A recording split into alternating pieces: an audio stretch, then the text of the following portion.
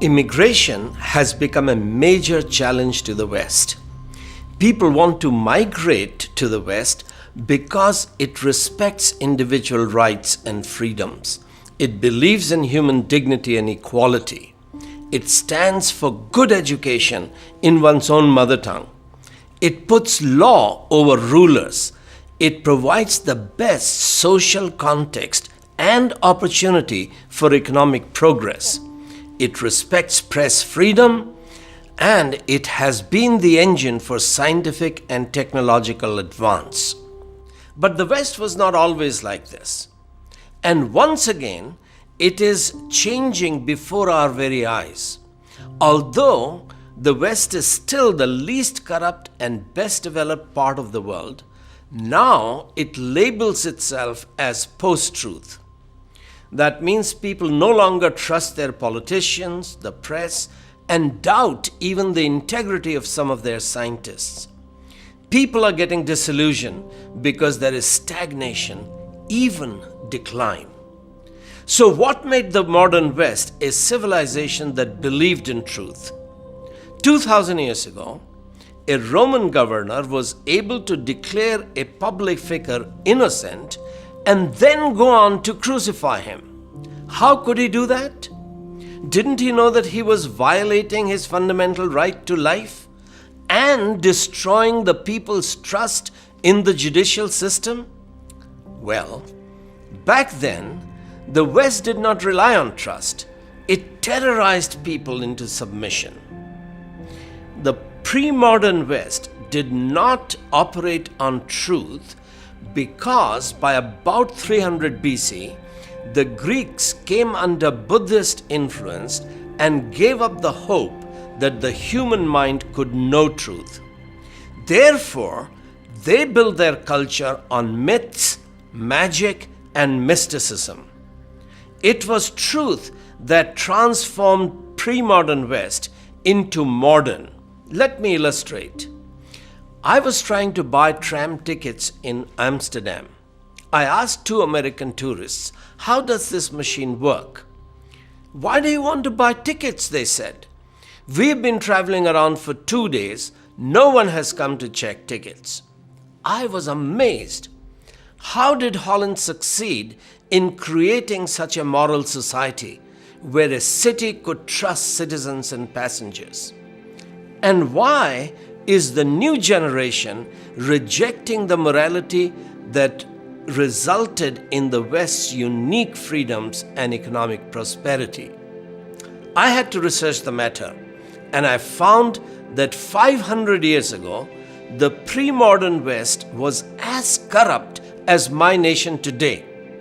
What caused the change was a movement called the Reformation. It was the greatest revolution of the last millennium. It created the modern world. The reformers were rebels, but most rebellions destroy. They don't reform a better world. 16th century reformers succeeded in reforming because they did not replace one human authority with another or with their own. They did not invent ideologies. They enthroned truth above themselves. Can man know truth? The reformers sought truth because they believed in a creator who knows truth and communicates it just as a father teaches truth to his children. The reformers followed the Bible's teaching. It was articulated best by St. Augustine. That is, the Bible teaches that human mind is made in God's image. Therefore, it can and ought to seek truth. This faith in knowable, rational truth made the West a uniquely thinking civilization. In contrast, the Buddhist monks in China didn't read their sacred books. Their own books taught them that words cannot communicate truth. Truth is silence. Therefore, these monks meditated on the sacred sound or mantra of their rotating bookcases. This stumped their society's intellectual life. The Bible transformed Holland because it inspired the Reformed Church to educate everyone. Education, grounded in the Bible, cultivated love for truth and virtue. Why? Because the Bible taught that God wants all men to be saved from their sin and come to the knowledge of the truth. Modern, Reformed education encouraged every Dutch student to memorize the Heidelberg Catechism. This catechism summarized the Bible's essence. It instilled in every citizen's soul God's commandments such as, "You shall not steal." Pagans made up their own gods. Therefore, they had to invent their own truths and their own moral values. In contrast, God commanded the Jews not to invent their own gods, their own reality or morality. They were made in God's image. Therefore, as sinners, they were required to reconform to God's holiness. God is trustworthy, so His children must not bear false witness. They must stick to truth, whatever the cost. The postmodern West is like the pre-modern pagan age. Both reject absolute objective truth and morality. This encourages people to make up their own truths and their own moral values. Flexible morality, however, destroys a society's moral capital. It makes it difficult to trust each other.